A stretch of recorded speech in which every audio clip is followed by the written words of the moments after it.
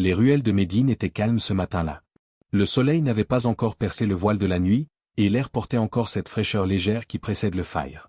Entre les murs d'argile, un jeune homme marchait, la tête basse, le cœur battant comme un tambour de culpabilité. Chaque pas résonnait dans le silence de la ville sainte, comme si la terre elle-même murmurait son nom. Il avançait vers la mosquée du prophète. Son âme tremblait. Ses lèvres balbutiaient des versets qu'il n'arrivait plus à prononcer. Il savait que ce qu'il avait fait était interdit. Pas simplement interdit, mais une blessure infligée à sa propre lumière. Lorsqu'il entra, les compagnons étaient assis autour du messager d'Allah. Certains récitaient, d'autres posaient des questions, et d'autres encore méditaient en silence. Le jeune homme, lui, ne voyait qu'une chose, ce visage lumineux, paisible, d'où émanait la miséricorde. Il s'avança, les genoux fléchissant sous le poids du remords. Sa voix se brisa. « Ô messager d'Allah, j'ai commis la fornication. Purifie-moi. » Le silence tomba, lourd et profond. Les compagnons baissèrent les yeux. Certains, surpris, retinrent leur souffle. D'autres détournèrent le regard, incapables de soutenir la douleur de cet aveu. Mais le prophète ne détourna pas le sien. Il le regarda avec compassion, sans colère, sans mépris. Et dans ce regard, il y avait quelque chose de plus tranchant que la peur, la miséricorde mêlée à la gravité. « Es-tu sûr de ce que tu dis » demanda-t-il doucement. « Oui, » répondit le jeune homme. « Je veux être purifié. » Le prophète détourna légèrement le regard, laissant passer un souffle. Il savait. Il savait que parfois, le remords brûle plus fort que le péché lui-même. Et il savait aussi qu'aucune punition terrestre ne dépasse la souffrance d'une conscience éveillée. Ce jour-là, les compagnons apprirent que la honte, quand elle mène à la sincérité, peut devenir une porte vers la purification. Mais le jeune homme, lui, ne savait pas encore que le véritable châtiment du zina ne se trouve pas dans le monde extérieur, il réside à l'intérieur. Car le zina ne souille pas seulement le corps, il entaille la lumière du cœur. Chaque regard interdit est une fissure dans le miroir de l'âme. Chaque désir nourri dans le secret est une graine d'ombre semée dans la poitrine.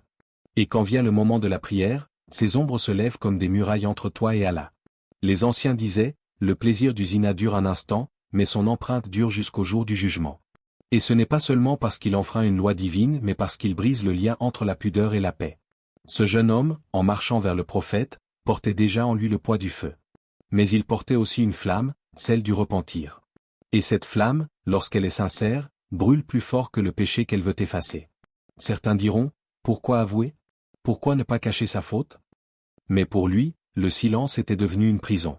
Chaque regard, chaque souffle lui rappelait son offense.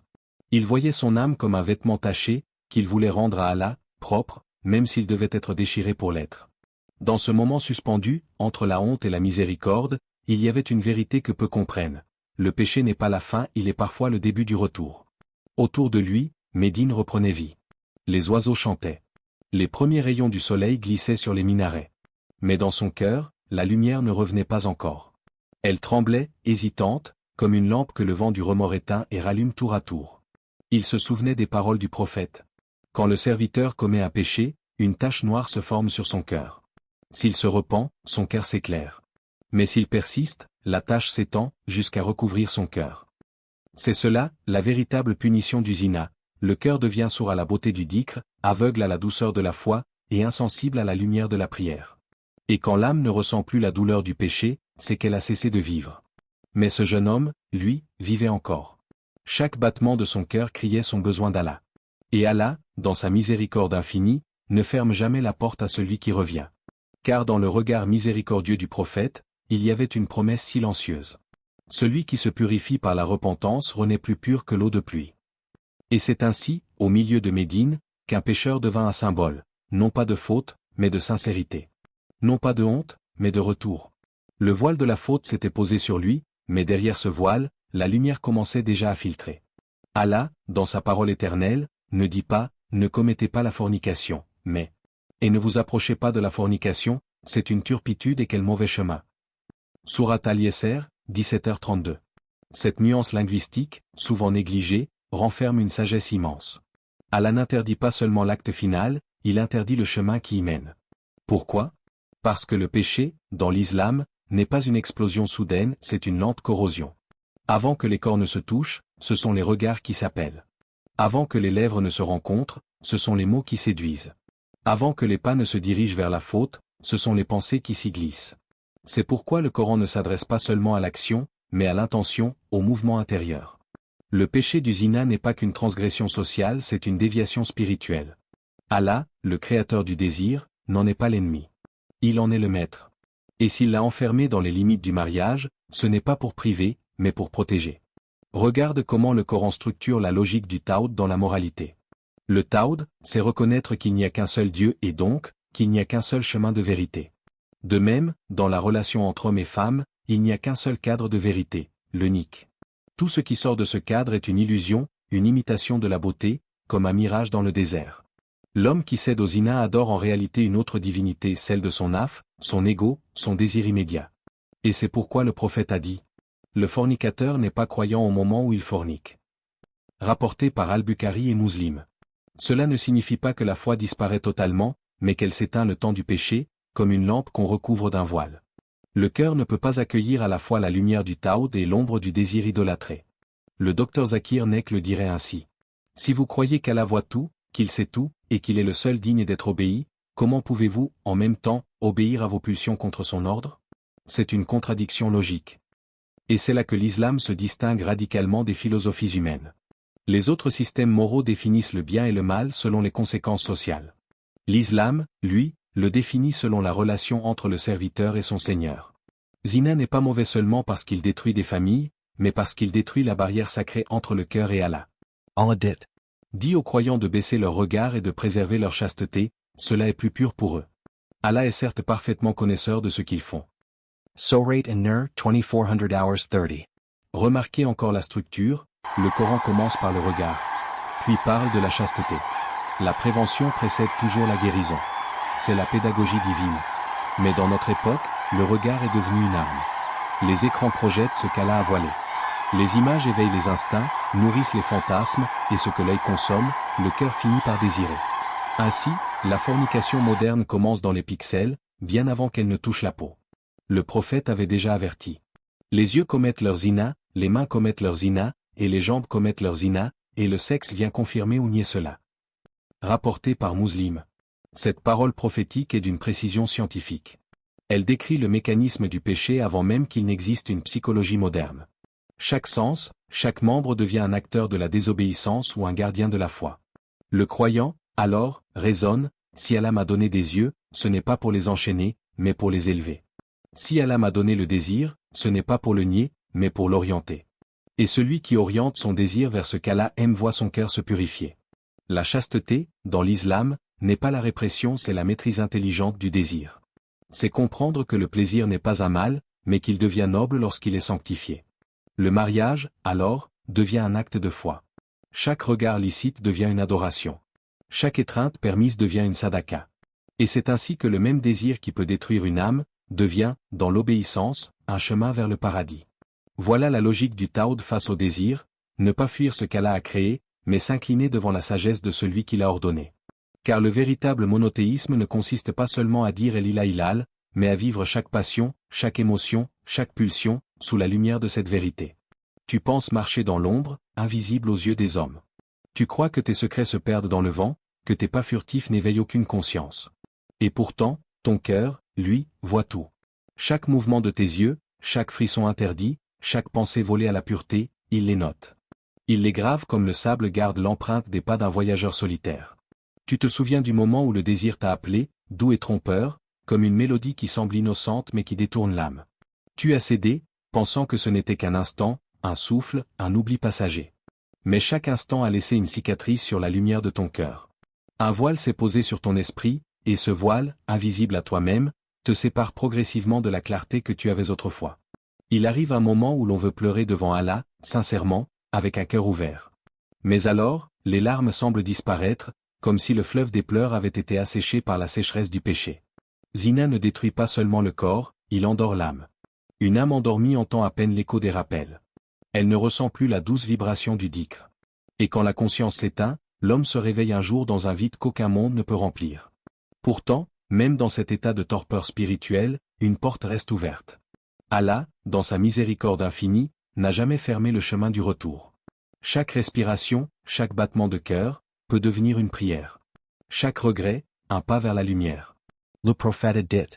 Celui qui se repent d'un péché, c'est comme s'il ne l'avait jamais commis. Imagine cette réalité, le passé ne peut plus te posséder si tu choisis de le déposer aux pieds du Créateur. Mais il faut que ton cœur pleure avant que la glace du regret ne se forme autour de lui. Il faut qu'il sente la brûlure de la faute pour qu'il s'ouvre à la purification. Ferme les yeux un instant. Écoute ton souffle. Sens ton cœur battre. Il bat pour toi, mais aussi pour Allah.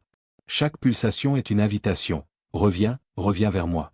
Et toi, dans ton orgueil ou ton oubli, tu as tourné le dos à cet appel, pensant qu'un instant de plaisir pouvait combler le vide que seule la lumière divine remplit. Le dialogue intérieur est cruel et doux à la fois.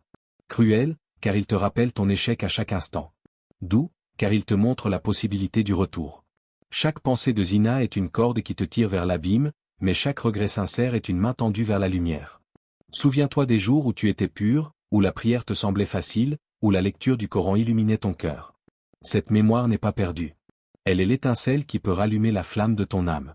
Et même si la flamme semble faible, même si le vent du péché l'éteint, elle ne disparaît jamais totalement. Ton esprit, dans le silence de la nuit, s'interroge, pourquoi ai-je cédé? Pourquoi ai-je laissé mon désir dominer ma raison et ma foi?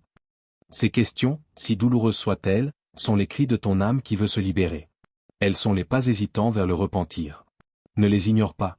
Ne les noie pas dans l'excuse ou l'oubli. Chaque larme que tu verses en silence, chaque murmure de regret que tu prononces dans ton cœur, est une purification. Le repentir ne se limite pas à dire Astaghfirullah. Il est un retour conscient à Allah, un nettoyage progressif de l'ombre déposée par le péché. Il est une conversation intime entre toi et ton Créateur, où le cœur parle plus fort que la langue. Et là, dans ce dialogue intérieur, tu découvres la vérité. Zina ne touche pas seulement ton corps, il touche la relation entre toi et Allah. Il endort ton jugement, brouille la perception de la réalité, et te fait oublier que tu es sous le regard de celui qui connaît l'invisible. Mais cette même conscience endormie, si elle s'éveille, devient une force invincible. Une force qui te fait choisir le chemin de la chasteté, non pas par peur, mais par amour et par raison. Une force qui transforme la honte en humilité, la faiblesse en vigilance, et le regret en action. Ton cœur doit pleurer. Il doit ressentir la douleur de l'éloignement de la pureté. Il doit trembler devant la grandeur de la miséricorde d'Allah. Car chaque goutte de larmes sincère est un pont vers la lumière, un pas vers la liberté de l'âme. Même dans l'ombre la plus dense, cette lumière existe. Elle attend que tu l'embrasses, que tu laisses tomber le fardeau de tes désirs mal orientés, et que tu répondes à l'appel silencieux qui résonne dans chaque battement de ton cœur. Et quand tu franchis ce seuil, quand tu laisses ton cœur pleurer sincèrement, tu comprends que la véritable force ne réside pas dans l'absence de chute, mais dans la capacité à se relever, à écouter son âme et à répondre à l'appel de celui qui est le plus miséricordieux. Regarde la lune après la nuit du péché, elle se voile derrière les nuages, fragile et timide, mais elle ne disparaît jamais. Elle continue de briller derrière l'obscurité, silencieuse, persistante. Ainsi est ton âme. Même après les échecs, même après les faiblesses les plus profondes, une lumière reste une lueur offerte par Allah, fragile mais éternelle. Lorsque tu tombes dans le désordre de ton désir, ne maudis pas ta faiblesse. Ne la combats pas avec la haine de toi-même, car la haine ferme les portes du repentir. Plutôt, utilise-la comme un tremplin. Chaque erreur, chaque chute, peut devenir un escalier vers la miséricorde si tu choisis de t'en servir pour revenir. La faiblesse devient ainsi un miroir, elle te montre le chemin vers la lumière, révélant le contraste entre l'ombre et la clarté, entre le péché et le pardon. Imagine tes larmes comme de petites gouttes d'eau tombant sur un sol sec et brûlé. Chaque larme sincère efface une trace de feu laissée par le péché, humidifie le terrain de ton cœur et fait pousser des fleurs invisibles, celles de la foi retrouvée. Chaque prosternation, chaque sujde, rallume une étoile qui s'était éteinte dans ton ciel intérieur. Ces étoiles ne sont pas seulement des lumières symboliques, elles sont les signes visibles dans l'âme de l'éveil, de l'obéissance et de la sincérité. Quand tu prononces Astaghfirullah, ce n'est pas seulement un mot. C'est une déclaration silencieuse, une vibration de l'âme que les anges entendent. Et ces anges ne notent pas seulement la faute que tu as commise. Ils notent surtout le courage que tu as eu de revenir, de te lever malgré ton échec, de tendre la main vers la miséricorde. Chaque syllabe devient une lumière dans l'obscurité, chaque souffle une chance de purification. Allah aime ceux qui se repentent plus que toi tu n'as aimé ton péché. Pense à cela, la miséricorde d'Allah dépasse de loin les erreurs de l'homme. Le Créateur qui a façonné le ciel et la terre, qui connaît les secrets des cœurs, attend le retour du serviteur avec une impatience douce et lumineuse, comme une mère qui guette le retour de son enfant égaré. Ton âme, après la chute, ressemble à un jardin que la tempête a ravagé. Les fleurs brisées, les branches cassées, les feuilles arrachées, tout semble perdu. Mais le jardin divin n'abandonne jamais ses créations. Le soleil de la miséricorde perce les nuages, la pluie du repentir tombe, et la vie renaît. Chaque souffle du croyant sincère devient le vent qui fait pousser de nouvelles fleurs, chaque prière l'eau qui nourrit le sol aride, chaque dicre la lumière qui traverse les nuages. Le zina, la faiblesse, les erreurs, tout cela devient un contraste nécessaire. Car sans l'obscurité, on ne pourrait pas reconnaître la lumière. Sans le désordre de la chute, la beauté du retour resterait invisible. Ainsi, la nuit de ton péché devient un cadre, un contour qui met en valeur l'éclat de ton repentir. Ferme les yeux et écoute, il y a dans ton cœur un souffle qui ne ment jamais. C'est la voix d'Allah, douce mais insistante, qui murmure, « Reviens à moi, reviens à moi ». Chaque instant de sincérité est un pas vers cette voie. Et lorsque tu choisis de marcher vers elle, même avec des pas hésitants, tu touches l'infini de la miséricorde. Visualise maintenant ton âme comme un ciel nocturne, constellé d'étoiles. Certaines étoiles se sont éteintes à cause des ombres de la désobéissance. Mais à chaque repentir, chaque prostration, chaque larme sincère, une étoile s'allume de nouveau. Le ciel de ton âme devient peu à peu un univers de lumière, brillant plus fort que jamais. Ne craignez pas vos fautes passées. Ne regardez pas vos chutes avec désespoir. Chaque erreur est une note dans la mélodie de votre retour, une note nécessaire pour apprécier la profondeur du pardon. Comme un poème, chaque chute ajoute au rythme, à la profondeur, à la beauté de la rédemption. Alors que tu prononces encore une fois Astaghfirullah, ressens, c'est un écho qui traverse l'invisible, atteignant le trône d'Allah. Et là, dans le silence sacré, ton courage de revenir est célébré. Ton désir de purification devient un hymne, ton regret une prière. Le Créateur de toutes choses sourit silencieusement, car tu es revenu. Ton chemin n'est pas parfait. Il n'est jamais linéaire. Mais chaque détour, chaque écart, chaque retour, ajoute à la profondeur de ton âme, à la force de ta foi, à la beauté de ta lumière intérieure. Et ainsi, le voile de l'obscurité se lève peu à peu. Ton cœur, qui portait la marque du péché, commence à briller à nouveau. La lune de ton âme, cachée derrière les nuages, illumine de nouveau le monde intérieur, douce, fragile, mais éternelle. Car ce qui tombe dans la miséricorde d'Allah ne se perd jamais. Et ton courage de revenir devient l'empreinte de lumière que même la nuit la plus sombre ne peut effacer. Ne fuis pas Allah à cause de ta faute, cours vers lui à cause d'elle. Car le plus grand péché n'est pas de tomber, c'est de cesser de croire que sa miséricorde peut te relever.